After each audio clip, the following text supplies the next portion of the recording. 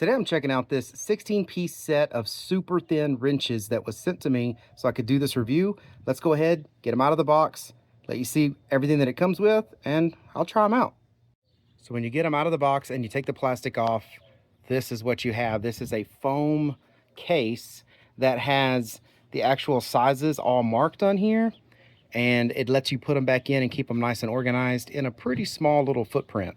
So these are going to be sizes on both sides. This one's like 3/8 on this side and it's 5/16 on this other side. So it makes good use of the amount of wrenches that you have. All of them are open-ended. So like you see here, these are both open-ended sides. So that's good. So this is a specialty tool set that makes these super thin wrenches to get into small, thin places where you might need a wrench and you can't get to it with a regular wrench. And I run into that situation a lot, especially when I'm working on hydraulics. A lot of times they'll have just this small little area where I can get in and I can't put 2 wrenches in there. So I want to be able to get it on tighten, but there's just not enough space. But this right here will let me solve that problem by easily being able to get in there. So I just went to my toolbox and grabbed one of my regular size wrenches. And then I grabbed one of these thin wrenches of the exact same size. So these are the same size. They're both 3/4.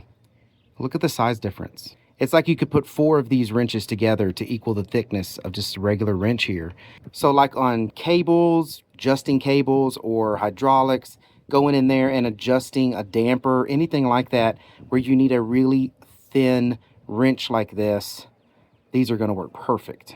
So here's an example. So let's say you had a tensioner nut that was behind this clutch right here, and you needed to loosen that tensioner nut to get this clutch off.